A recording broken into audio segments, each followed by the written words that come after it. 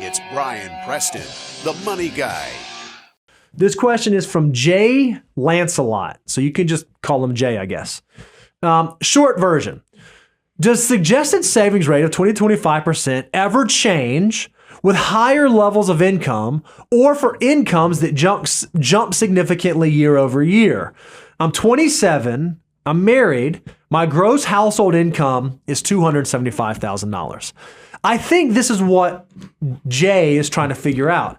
I've got a bunch of fluctuations in income, right? Like maybe it goes up quickly, or maybe it's up this year and down next year.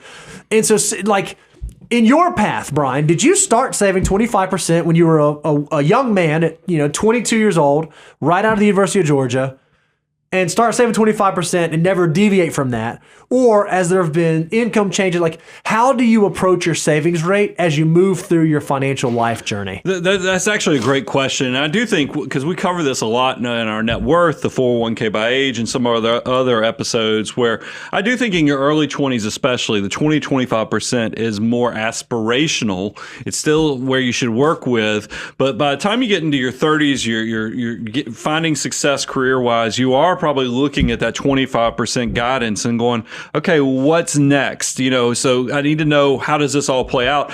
And I'll tell you, at that point, it's not just your income. It's also, what's the why for the money? You at this point, as you get in your 30s, 40s, and 50s, you start asking the question, what's the purpose of money? What are the goals that are going to be fulfilled? And the big part of this, because why do we say we're trying to build financial independence? That's going to lead to you saying, hey, when do I think I want to be retired, or when do I at least want to know I'm financially independent? Then you can back into the number of what's actually required to reach that goal. So if you're a person, you think you want to be completely independent by 50?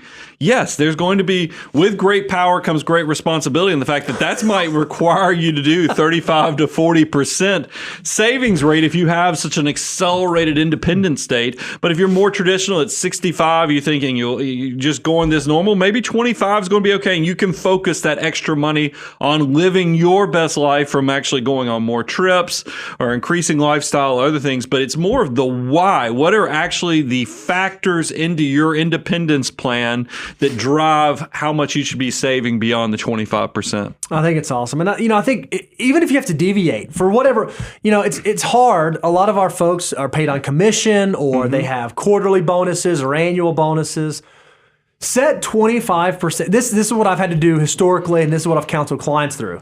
Save 20-25% of what you consider your base pay, like your base income that's coming in. So if you know you get X amount a month, or you can count on X amount a month, save that. But then as you have big inflows, if you have these big influxes, a bonus pays or a commission hits, or you have a transaction, then save 20-25% of that amount to make sure that at the end of the year, when you calculate how much you made that whole year, the total amount that went to your future financial army building was 25%. It's okay if it happens in chunks like that, and it's not like this even every week or every month, 25%. Well, I think because Jay mentioned big pay raises. Actually, pushing your savings rate up higher on big pay raises should be easier. Yep, that's right. Because you haven't had a chance to expand your lifestyle and consumption. And that's our big concern, is because how many times, I remember after I'd read The Wealthy Barber and I gave copies to all my friends, they were all super excited, went and funded their IRAs. But then you talk to them 4 years later, and like, yeah, I'm still doing that automatic contribution to my IRA. And you're like, well, yeah, but if you also started doing this, if you started doing this, oh no, I kind of set it and forget it. And that's just not, you do have to take a lot of responsibility as your income increases. There is the responsibility of you making sure that the savings and investment rate is also expanding with it, so that you can fulfill those financial goals in the long term.